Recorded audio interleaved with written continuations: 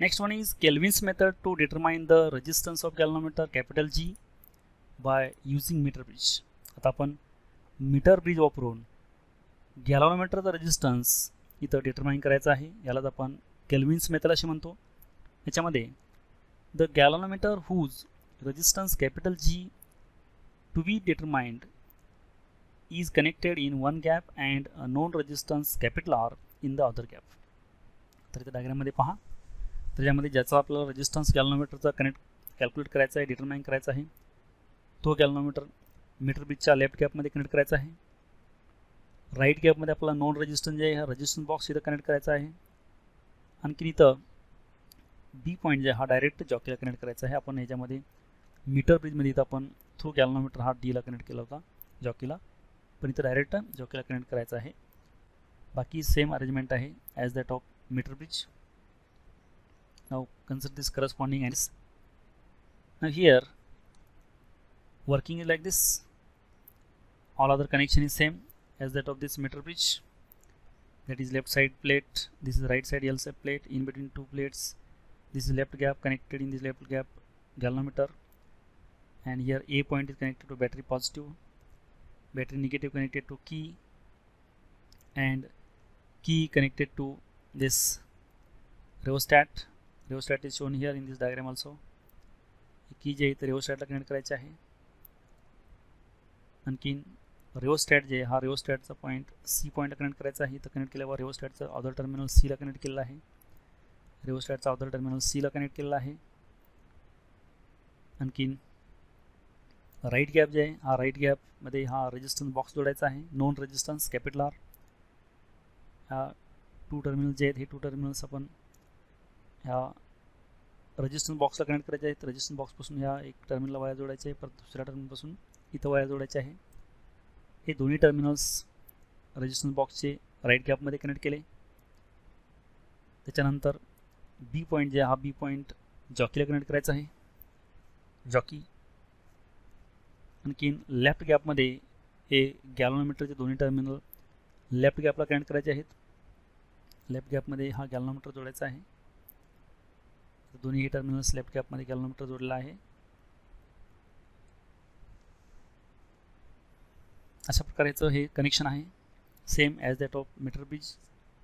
Same हे connection आहे, फक्त चेंजेस हे जॉकी आपण डायरेक्ट कनेक्ट केलेलं आहे आणि इथं लेफ्ट गॅपमध्ये गॅल्व्हनोमीटर कनेक्ट केलेलं आहे रेजिस्टन्सच्या ऐवजी. आता याचं पण वर्किंग पाहायचं आहे. A suitable resistance is taken in the resistance box. The current is sent round the circuit by closing the key without touching the jockey at any point of the wire. The deflection in the galvanometer is observed. आता suitable resistance जे आहे हा suitable resistance आपण ह्या non resistance बॉक्समध्ये आपण काढला, unplug केला सुटेबल रेजिस्टन्स. आणखीन की ही ऑन करून आपण ही जी की आहे की स्टार्ट केलेली आहे. त्यानंतर without touching the jockey, jockey कुठेही न टच करता आपण फक्त ह्या गॅल्व्हनोमीटरचं रीडिंग पाहायचं आहे, डिफ्लेक्शन पाहायचं आहे, त्याच्यामध्ये असणारं ऑब्झर्व करायचं आहे.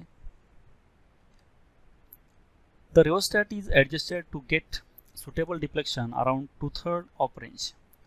आता सेम डिफ्लेक्शन जे आहे सेम डिफ्लेक्शन मिळण्यासाठी आपण रिओस्टॅट ॲडजस्ट करून 2/3ला हे डिफ्लेक्शन असं हा रिओस्टॅट आपण ॲडजस्ट करायचा आहे. म्हणजे गॅल्व्हनोमीटरचं इनिशियली ओरिजिनल डिफ्लेक्शन जे आहे हे सेम डिफ्लेक्शन येण्यासाठी हा आपण रिओस्टॅट असा ॲडजस्ट करायचं की हे रीडिंग हे 2/3 पॉईंटला नल तो सेम इनिशियल डिफ्लेक्शन दाखवेल असं हे रिओस्टॅटने ॲडजस्ट करायचं आहे ह्याच्यामध्ये.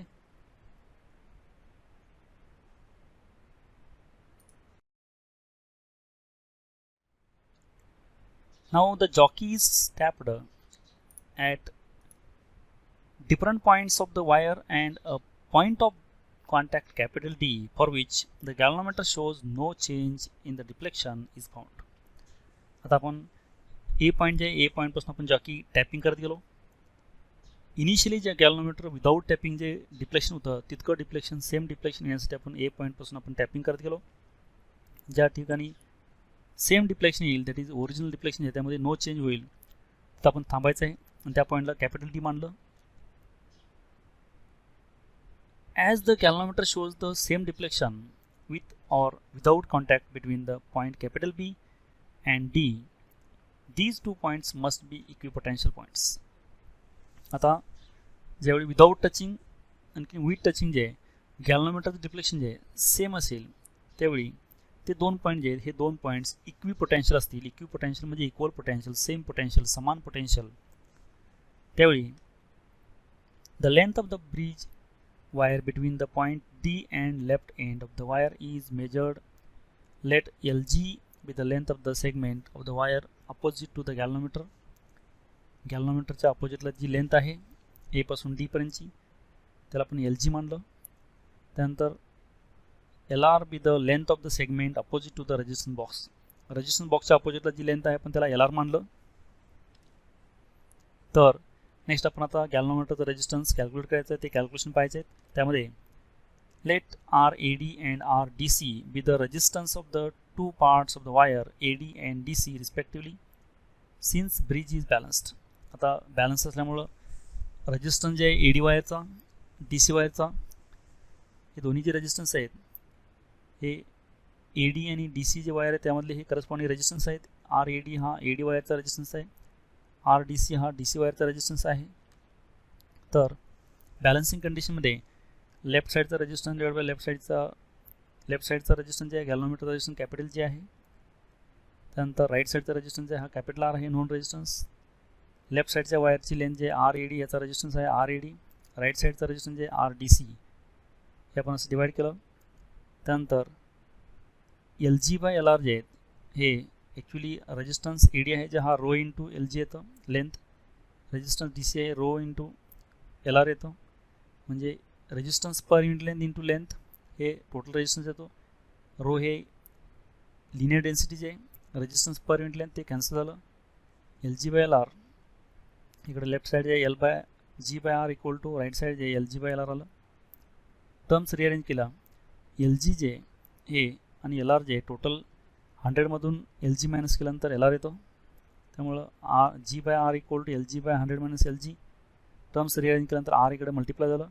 G equal to LG upon 100 minus LG into R. हा कॅपिटल G आहे resistance of galvanometer. This resistance of galvanometer we can calculate using LG जे हे मीटर स्केलवरती रिडिंग असतात ते आपण त्यामध्ये पुट केली व्हॅल्यू. R हा नॉन रेजिस्टन्स असतो. या व्हॅल्यू पुट केल्यानंतर आपल्याला कॅपिटल G जे आहे रेजिस्टन्स ऑफ गॅल्व्हनोमीटर इथं मिळतो. This is the Kelvin's method to determine the resistance of galvanometer capital G using meter bridge.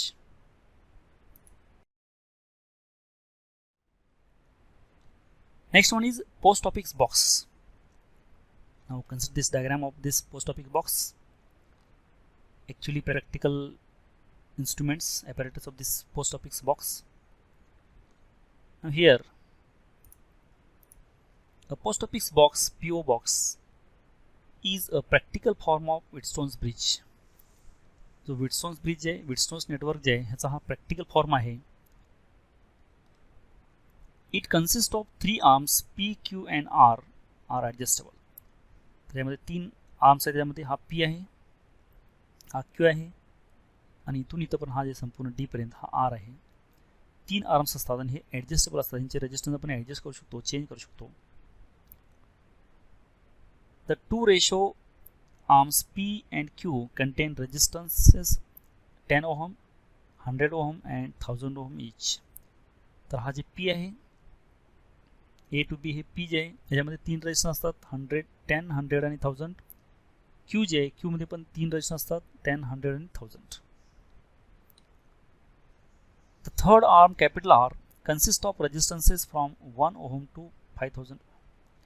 The third arm जे आहे इथून A पासून इकडे हे D पर्यंत हा थर्ड R आर्म जे कॅपिटल R ह्याच्यामध्ये 1 ओहम पासून 5000 ओहम रेजिस्टन्स आपण अनप्लग करू शकतो. The unknown resistance capital X forms the fourth resistance. ह्यामध्ये हा X जे अननोन रेजिस्टन्स आहे हा फोर्थ रेजिस्टन्स आहे. P मध्ये एक रेजिस्टन्स असतो, Q टर्मिनल हा रेजिस्टन्स आहे आणि इकडे हा R टर्मिनल एक रेजिस्टन्स आहे आणि हा X एक रेजिस्टन्स आहे. त्यामध्ये 4 रेजिस्टन्स आहेत forms a bridge. There are 2 tap keys K1 आणि K2. तर ते 2 टॅप की आहेत K1 आणि K2. तर यामध्ये कनेक्शन जे आहे A पॉईंट हा K1ला कनेक्ट केलेला आहे, B पॉईंट हा K2ला कनेक्ट केलेला आहे. थ्रू गॅल्व्हनोमीटर तो D पॉईंटला जोडलेला आहे. आणखीन परत D आणखीन C जे यामध्ये एक X रेजिस्टन्स जोडलेला आहे. आणखीन C जे बॅटरी पॉझिटिव्हला कनेक्ट केलं आहे. E जे हे टॅप की फर्स्टला कनेक्ट केलेलं आहे. सेम इथे हा प्रॅक्टिकल केसमध्ये पण कनेक्ट केलेला आहे. हे प्रॅक्टिकली इन्स्ट्रुमेंट्स आहेत, ॲपॅरेटस आहेत ह्या पोस्ट ऑफिस बॉक्सची.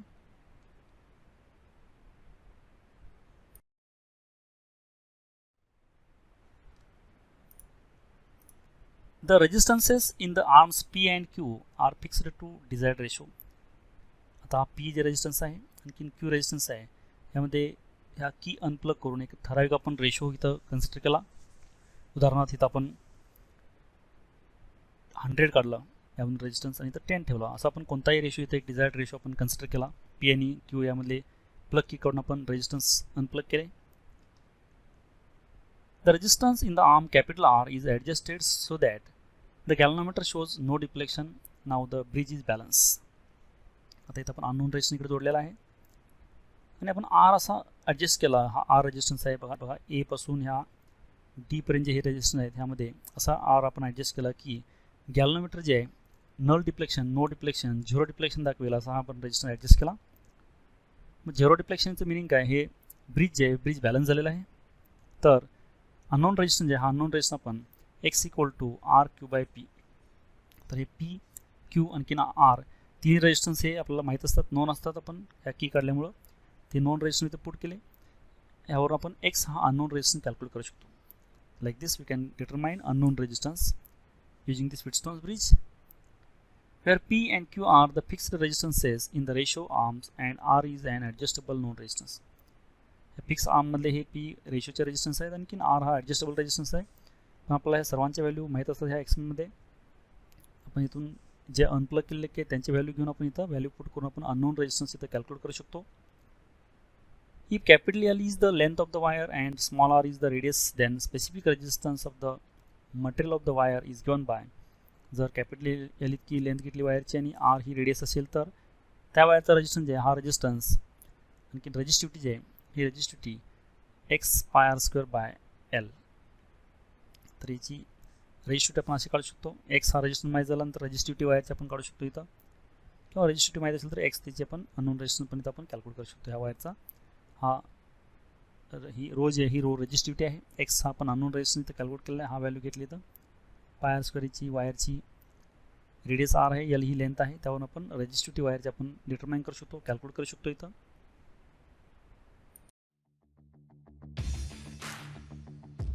Thank you for watching this video. Keep watching videos and don't forget to subscribe, like and share.